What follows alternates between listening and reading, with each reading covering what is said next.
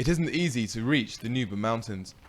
With only one unpaved road in rebel hands, the SPLA North fighters of Sudan's South Kordofan province have little means of getting supplies in or news out. Yet they claim to now control 75% of this isolated region, and their morale remains high. We are here mainly fighting Umar Hassan Al Bashir because he is trying now to take our right here in Nuba Mountains, and he is trying even to kill all the Nubans and to kill the owners of the country of this Sudan. And we come that we shall not believe that. We shall go back for the forest and we carry the guns and we come and liberate our country. The Nuba feel they have little choice but fighting to the bitter end. When neighbouring South Sudan declared independence last July and withdrew its troops from South Kordofan, the Nuba fighters found themselves alone. Outnumbered, outgunned, and ignored by the outside world, the Nuba people are a nation under arms. Almost every adult male is now a soldier, and their mothers, wives and children, at least those who haven't fled to the safety of UN camps across the border, find themselves living on the front line. The government in Khartoum has pledged to retake these arid hills within weeks, and everyone is bracing for the onslaught. Last week he was talking in radio and television. He said that he want to pray in Kauda. Kauda is our capital. He want to pray in Kauda and to hit the SPLM. And now we are waiting him to come to pray. We are saying what he want to pray where in Kauda. We are waiting him to pray with him. And now the people and the forces, they are ready. We are ready now. We are ready anywhere in Lebanon, and anytime we are ready to hit him. Perhaps fear is Bashir's greatest strategic asset. While they wait to defend their fields and homesteads, the Nuba villages come under daily assault from bombing raids by air and artillery and rockets on the ground. The SPLA North relies on civilians to grow and rear its food, draw its water, and gather its firewood. In this war, civilians are a strategic asset, and for the Khartoum government, an easy target. A journey across the region reveals a population under siege. Villages, homes, and even churches torn apart by bombing litter the landscape. This isn't just collateral damage.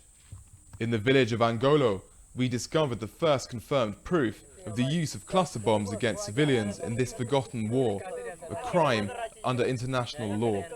This Russian-made RBK 500 bomb has sat in the quiet farming village for over a month. Luckily for the villagers, the bomb malfunctioned. None of its deadly cargo of bomblets, filled with thousands of ball bearings designed to kill any human within range, exploded as designed. But while the villagers of Angolo had a lucky escape, they don't see it that way. The unexploded bomblets still present a lethal threat to anyone nearby. No one in the region has the expertise to defuse these unstable devices. And still, the daily onslaught continues.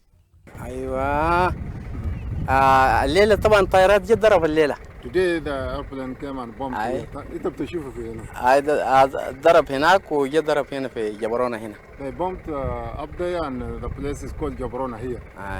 That is the what happened today. الليلة. Today. The villagers of Angolo pleaded for Western munitions experts to defuse the bomb. But the UN mission in Sudan is heavily constrained by the Khartoum government. This isn't an image Bashir wants the world or the UN Security Council to see. Sudan has never signed a convention banning the use of cluster munitions, but its government has denied stockpiling the controversial weapons or ever using them in war. But their use here in Angolo disproves Khartoum's claims once and for all. Already wanted by the International Criminal Court for war crimes in Darfur, perhaps the Sudanese leader feels he has little left to lose. The use of cluster munitions against civilians, though illegal, has a brutal military logic. The SPLA North fighters have only a few ineffective machine guns to defend the Nuba villages from government bombing raids. We are still a struggle, while we will struggle till we reach our aim, until we reach our rights. And our rights, we want to hit Al Bashir. Yeah, this is our This is our aim. Many of the region's villagers are already voting with their feet. Village after village lies deserted. If South Kordofan's last remaining civilians flee to the safety of refugee camps across the border, the SPLA North will starve. Their only road to the outside world will become impassable when the long overdue summer rains finally break. Without supplies, their long war against Khartoum will come to a sudden halt, and with it, the struggle for the Nuba people's ancient homeland.